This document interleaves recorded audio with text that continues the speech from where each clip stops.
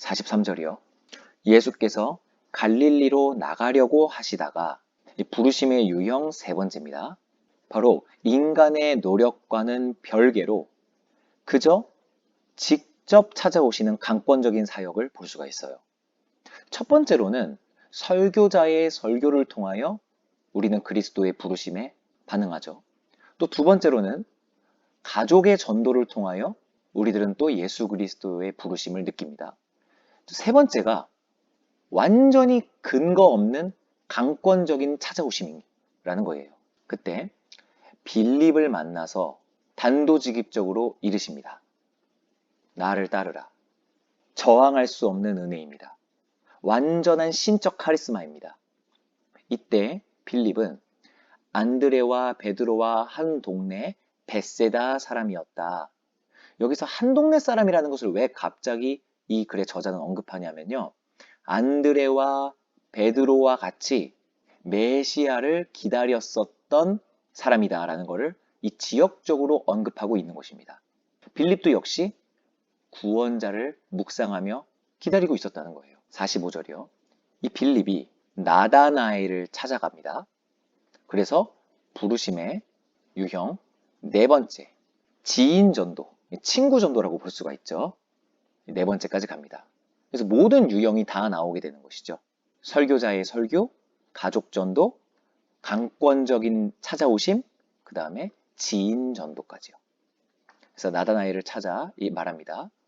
모세가 율법에 기록하였고 여러 선지자가 기록한 그 일을 우리가 만났다. 이렇게요. 이 부르심의 유형 네 번째가 친구 혹은 지인 전도라면 이 전도를 어떻게 해야 하는 건지 그 방법도 우리는 엿볼 수가 있어요. 뭐 교회 다니면 마음이 평안해져, 너가 겪고 있는 삶의 문제거리들이 해결이 돼, 이렇게 전도를 하는 게 아니라 언약을 소개해 줌으로써 구원자를 증언하는 복음 전도의 방법이라는 거예요. 복음을 전도할 때에 말씀보다 강력한 것은 없다라는 걸 우리는 다시 한번 확인하고 가는 것이죠. 그리고 그 자를 내가 만났다 라고 해서 간증이 들어가게 되는 것입니다. 괜한 세속적 간증이 아닌 말씀 속에 있는 그 언약의 주인공을 내가 만났다라는 간증이 귀한 간증이다라는 것이죠. 그리고 그 주인공이 요셉의 아들 나사렛 사람 예수다 라고 말합니다. 그때 나다나엘이 물어봅니다. 나사렛이라고? 나사렛에서 무슨 선한 것이 날 수 있어? 라고 질문을 합니다. 이 질문은요, 말투를 조심하셔야 돼요. 비아냥거리는 것이 절대 아닙니다. 나사렛에서 뭐가 선한 게 날 수 있겠냐? 라고 비아냥거리는 게 아니라 진심 어린 그 곤란함에서 찾아오는 선한 궁금증이라는 것입니다. 이 궁금증을 예수님께서는 알고 계셨기 때문에 그 속에 간사한 것이 없도다 라고 예수님께서도 변호를 해주시는 겁니다. 우리들은 성경을 접하고 예수님을 따르는 제자로서 어떠한 궁금한 것이 있다면 그것이 진정 선한 데에서 기인하는 곤란함이라면 절대 비난받기는커녕 오히려 칭찬받아 마땅하고 그 궁금증을 해소하기 위하여 우리 교회는 도와줘야 한다는 것을 알 수가 있습니다. 그저 덮어놓고 믿기만 하라는 거룩한 무식을 조장하는 현대교회에 이 구절을 통하여 일침을 날릴 수 있다는 것이죠. 그때 빌립은 대답을 해줍니다. 그냥 와서 보라. 이렇게요. 참으로 현명한 대답일 것입니다.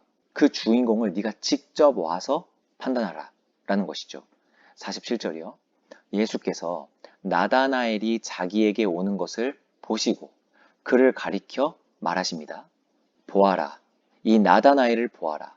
이는 참 이스라엘 사람이다. 굉장히 난감한 대답을 하십니다. 여기에 있는 모든 사람들이 다 이스라엘 사람이거든요. 이 이스라엘 사람을 앞에 두고 참 이스라엘 사람이라고 지칭을 하세요. 이것의 전제는 이스라엘 사람이긴 이스라엘 사람이지만 거짓 이스라엘 사람이 있다는 것이 전제가 되어 있죠. 이스라엘은 혈통이 아님을 여기에서 근거하고 있는 겁니다. 로마서에서 바울이 얘기했었던 믿는 자가 참 이스라엘이라고 이야기하는 그 부분의 근거가 되는 것이죠. 그리고 그 속에 간사한 것이 없도다 라고 말씀하시는 그 이유가 아까도 말씀드렸다시피 그리스도를 진정 찾고자 하는 마음에서 오는 궁금증들을 칭찬하시는 이야기예요. 말씀을 알고자 하는 자의 훌륭한 태도라는 것이죠. 그때 48절 나다나엘이 말합니다. 어떻게 나를 아시나이까? 이렇게요. 자신을 다 알고 있다라는 것처럼 이야기를 하는 것에 궁금증이 생길 수밖에 없죠. 어떻게 나를 아시나이까? 라고 질문하는 건 불손한 질문이 역시 아닙니다. 그때 예수께서 대답합니다. 빌립이 너를 부르기 전에 나는 네가 무화과나무 아래에 있을 때에 보았다. 이렇게요. 이 예수님의 답변엔 많은 의미들이 담겨 있는데요. 빌립이 너를 부르기 전에 나는 이미 너를 알았다라는 말을 통해서 태초부터 계셨던 말씀, 바로 예수 그리스도의 선재하심을 알 수 있고요. 태초부터 너를 알았다는 거예요. 그리고 네가 무화과나무 아래에 있을 때에 너를 보았다 라는 말도요. 이 무화과나무라는 것은 율법을 상징합니다. 예수님께서 무화과나무를 말려버리시는 에피소드들도 복음서에서 있죠. 그 무화과나무는 율법을 상징해요. 그래서 그 무화과나무에는 열매가 없었죠. 율법은 우리를 구원해주는 열매를 맺을 수가 없다라는 걸 또 상징했었고요. 그 율법 아래에 있을 때에 너를 보았다라는 거예요. 이것은요, 율법을 묵상하며 오실 구원자를 찾아내었고 그것을 기다렸을 나다나엘을 그리스도께서 보셨다라는 거예요. 이것이 무화과 나무의 열매라는 것입니다. 무화과 나무의 열매, 즉 율법의 열매는 나는 스스로 구원받을 수 없는 자이구나. 나는 죽을 수밖에 없는 죄인이구나. 그래서 내가 할 수 있는 일은 구원자를 기다리는 일뿐이구나. 라는 깨달음이 무화과 나무의 열매라는 것입니다. 그리고 실제 현실적으로도 이 나다나엘은 무화과 나무 밑에서 율법을 상고하며 메시아를 기다렸을 거예요. 실제로 현실적으로도요. 상징적으로만 볼 필요는 없습니다. 실제로 나다나엘은 자신의 취미나 습관이 무화과 나무 아래에서 율법을 상고하는 것일 확률이 높아요. 그때 이 49절에 어울리는 반응이 나타나는 것이죠. 이렇게 대답합니다. 깜짝 놀라는 말투일 것입니다. 랍비여, 선생님, 당신은 진짜 하나님의 아들이시고 당신은 이스라엘의 임금이십니다. 이렇게 고백을 합니다. 왜냐하면 나다나엘은 나는 늘 무화과 나무 아래에서 메시아를 기다렸고 이스라엘의 임금을 기다렸고 그분은 하나님의 아들이라는 것을 항상 기다렸고 상고했는데 나의 그 무화과 나무 아래에서 생각했었던 그 묵상들을 알고 계시는 분이 나타나셨다니 그는 진정 하나님의 아들이시고 이스라엘의 왕이 맞구나. 이런 깨달음이 있을 수밖에 없다라는 거예요. 기다렸던 구원자가 오셨음을 확신하고 있는 것이죠. 그때 50절이요. 예수께서 대답하여 이르시되 내가 너를 무화과 나무 아래에서 율법을 상징한다고 말씀드렸습니다. 무화과 나무 아래에서 보았다고 하므로 나를 믿느냐? 바로 율법 때문에 나를 믿느냐? 이보다 너는 더 큰 일을 보게 될 것이다. 해석하자면 율법 속에 있는 어렴풋한 구원자를 발견했었지.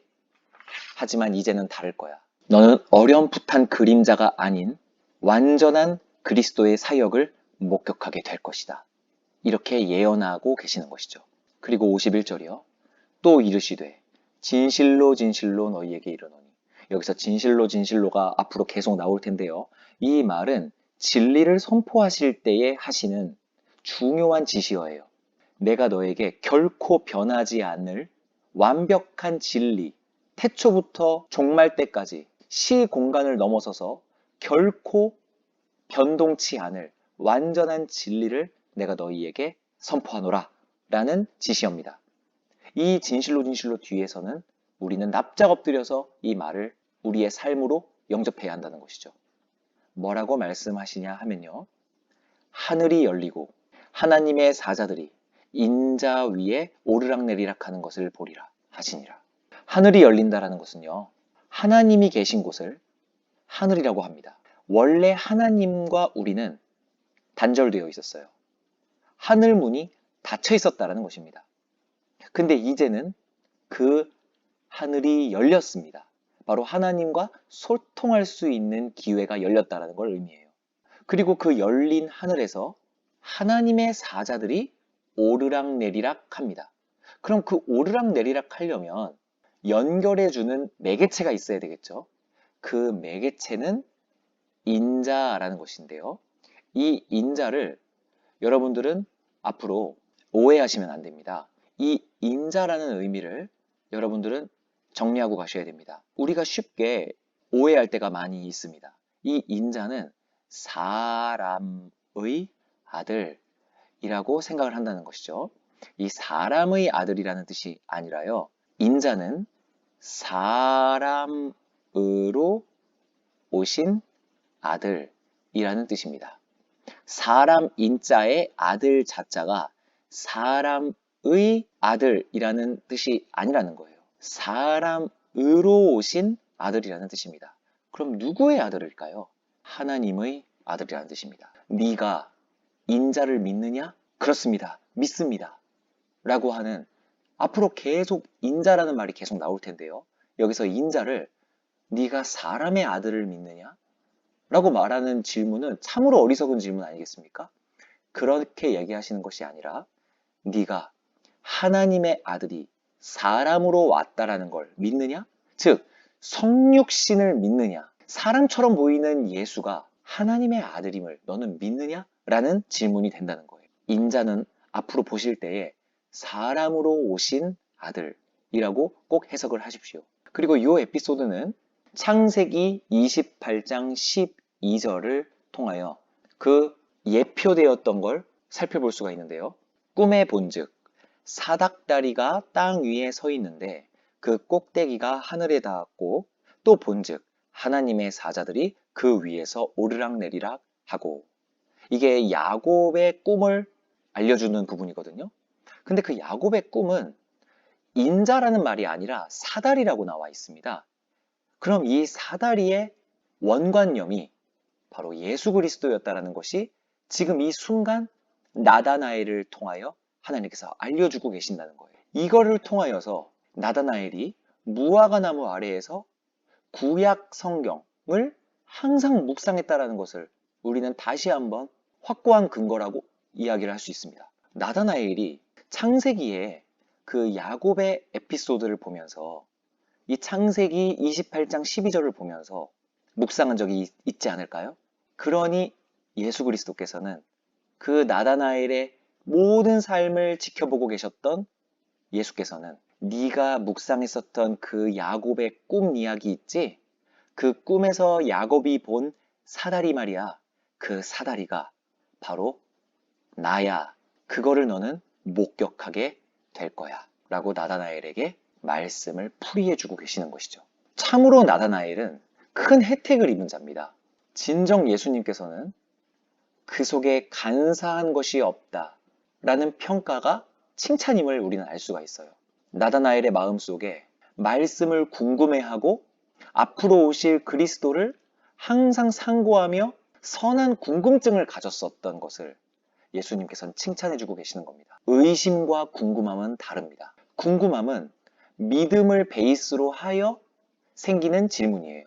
하지만 의심은 불신을 베이스로 하는 질문입니다. 나다나엘의 속에 간사한 것이 없었다는 건 그 믿음과 메시아가 오실 확신 위에 있었던 곤란한 궁금증이었다는 것이었고, 그 궁금증을 해결해 주시는 건 역시 우리 예수 그리스도의 공생애의 사역이라는 것을 우리는 하나를 더 살펴볼 수가 있다는 것이죠. 우리들도 간사함 없이 말씀을 묵상하며 확신 위에 더 알고자 노력하는 신자들이 되었으면 좋겠습니다.